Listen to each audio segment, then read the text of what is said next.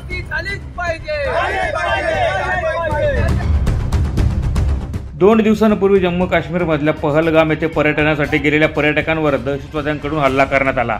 यात बहुतांश पर्यटकांना आपला जीव गमवावा लागला।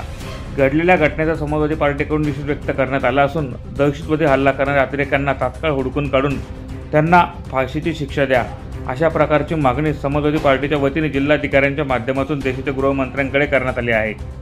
आम्ही परवा पहलगाममध्ये झालेल्या भ्याड अतिरेकी हल्ल्याच्या विरोधात निषेध व्यक्त करण्यासाठी इथं आज आम्ही माननीय गृहमंत्री साहेब भारत सरकार यांना माननीय जिल्हाधिकारी साहेब धुळे यांच्या मार्फत एक निवेदन देण्यासाठी इथं उपस्थित झालेलो आहोत।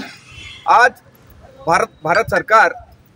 आम्ही भारत सरकारला या ठिकाणी येऊन निवेदन करतो की हा जो भ्याड हल्ला झालेला आहे याच्यामध्ये जे निष्पाप आपले भारतीय लोकांचा जो निष्पाप बळी गेलेला आहे त्याचा आम्ही इथं निषेध करतोय आणि पुढे भारत सरकारने हे जे काही अतिरेकी यांना त्वरित अटक करून यांना फाशीची शिक्षा द्यावी ही विनंती करण्यासाठी आज आम्ही इथं उपस्थित आहोत। जय हिंद, जय समाजवादी। यावेळी समाजवादी पार्टीचे माजी नगरसेवक अमीन पटेल, गुड्डू काकर, जमील मंसूरी, अकील अहमद, इनाम सिद्दीकी यांच्यासह समाजवादी पार्टीचे पदाधिकारी मोठ्या संख्येने उपस्थित होते।